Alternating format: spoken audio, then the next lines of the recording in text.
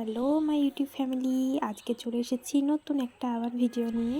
দেখো, আমি আমাদের গাড়িতে এঁচড় গাছ আছে, সেই এঁচড় গাছ থেকে একটা এঁচড় কেটে নিলাম।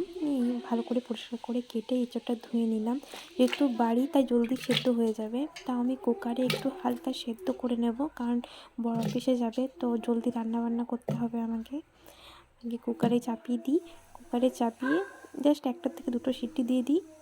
এদিকে মশলাটা রেডি করে নিলাম, আদা রসুন লঙ্কা জিরে একটা পেস্ট করে নেব। আলুটা ভেজে তুলে রেখে দিচ্ছি একদিকে।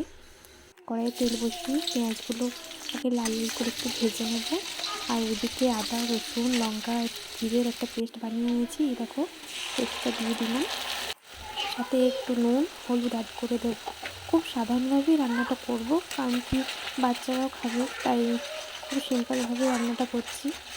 এরকম মশলাটা একটু ভালোভাবে কষিয়ে নিয়ে একটু টমেটো দিয়ে দিলাম, ওর মধ্যে একটু ভালোভাবে কষিয়ে নিলাম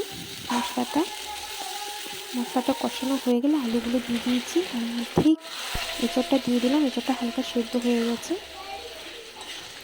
এবারে ভালো করে এঁচড় আলু সব মশলা দিয়ে কষিয়ে নেব। আমার কষিয়ে নেওয়া হয়ে গেছে, একটু মিট মশলা দিয়ে দিলাম।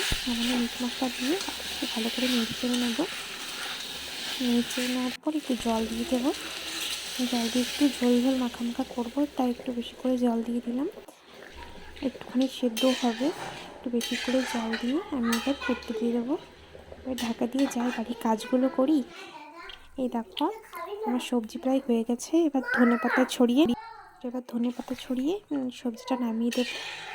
এই হচ্ছে, যেহেতু বাড়ি এঁচড় তাই খুব জলদি নরম হয়ে গেছে, আর খেতেও কিন্তু খুব টেস্টি লাগছে। কারণ কি এই দেখো কি সুন্দর ভেঙে আছে, বাড়ির গাছের এঁচড় তাই খুব নরম। এই দেখো, আজকের ভিডিও এই পর্যন্তই বন্ধুরা। পাশে থেকো, ভিডিওটি লাইক করো, নতুন নতুন ভিডিও দেখার জন্য চ্যানেলটি সাবস্ক্রাইব করো, পাশে থেকো। যদি পাশে থাকো অবশ্যই আরও ভালো ভালো ভিডিও দিতে পারবো।